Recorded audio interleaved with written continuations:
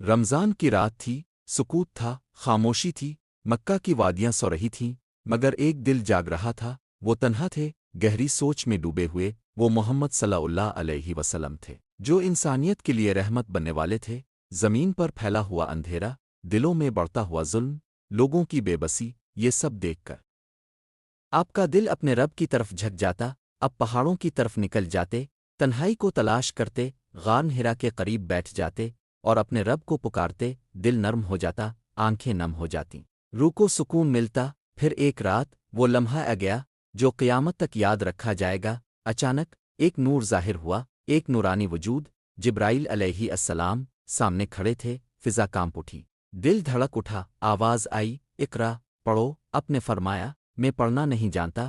پھر وہی آواز، اقرا، پڑھو اپنے رب کے نام سے جس نے پیدا کیا۔ یہ پہلی وہی تھی، رمضان کی بابرکت رات اور قرآن کا آغاز۔ اسی لمحے دل میں روشنی اتر گئی، مگر جسم مبارک کانپ رہا تھا۔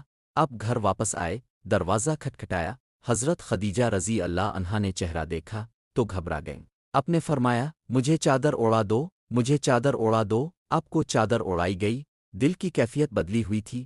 آپ نے فرمایا، مجھے اپنی جان کا خوف ہوا۔ یہ سن کر حضرت خدیجہ رضی اللہ عنہا کی آنکھوں میں آنسو آ گئے، مگر ان کی آواز میں یقین تھا۔ انہوں نے کہا، اب سچ بولتے ہیں، صلہ رحمی کرتے ہیں، غریبوں کا بوجھ اٹھاتے ہیں، مہمان نوازی کرتے، اللہ آپ کو کبھی رسوا نہیں کرے گا۔ یہ الفاظ سکون بن کر دل میں اترتے گئے۔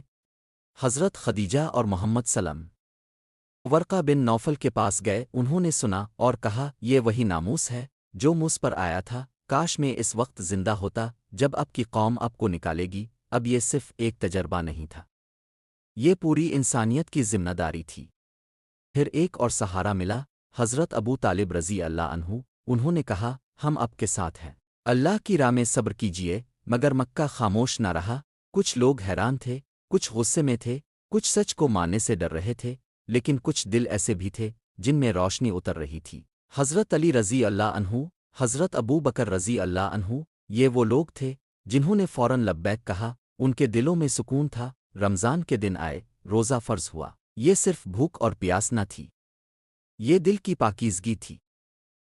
قیام ہوتا دن بھر، رسول اللہ صلی اللہ علیہ وسلم ضرورت مندوں کی مدد کرتے، غریبوں کے چہروں پر مسکراہٹ لاتے۔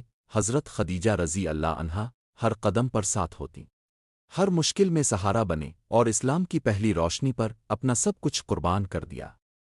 شبن ابی طالب کی تنگ وادی میں پہاڑوں کے درمیان گھری وہ خاموش جگہ، جہاں نہ بازار تھا، نہ کھانے کے ذخیرے، نہ آسائش کا کوئی سامان، دن گزرتے تو بھوک ساتھ ہوتی، رات آتی تو پیاس جگاتی، بچوں کے ہونٹ سوکھ جاتے، ماؤں کی آنکھیں نم ہو جاتیں، مگر اس وادی میں ایک چیز بہت زیادہ تھی، اور وہ تھا صبر۔ حضرت خدیجہ اپنی ساری دولت پہلے ہی اسلام پر لٹا چکی تھیں، اب خود بھی فاقوں میں تھیں، مگر چہرے پر شک و نہ تھا، صرف رضا تھی، صرف وفا تھی۔ رسول اپنے ساتھیوں کے درمیان بیٹھتے، ان کے دکھ سنتے، ان کے دلوں کو تھام لیتے اور فرماتے، اللہ ہمارے ساتھ ہے۔ پھر ایک وقت آتا جب ایک چھوٹا سا کپڑا بچھایا جاتا، اس پر چند کھجوریں ہوتیں، کبھی تھوڑا سا پانی، کبھی ایک لقمہ، جو سب میں تقسیم ہوتا۔ یہ کھانا کم تھا، مگر دل شکر سے بھرے ہوتے، کوئی یہ نہیں دیکھتا تھا کہ میرے حصے میں کتنا آیا، ہر ایک یہ چاہتا تھا کہ میرے بھائی کو زیادہ مل جائے۔ وہ دسترخوان اس لیے دولت بن گیا کیونکہ وہاں محبت تھی، اثار تھا، قناعت تھی، اور سب سے بڑھ کر اللہ کی رضا تھی۔ وہاں پیٹ کم بھرتے تھے مگر دل بھر جاتے تھے، وہاں لقمے چھوٹے تھے مگر ایمان بہت بڑا تھا۔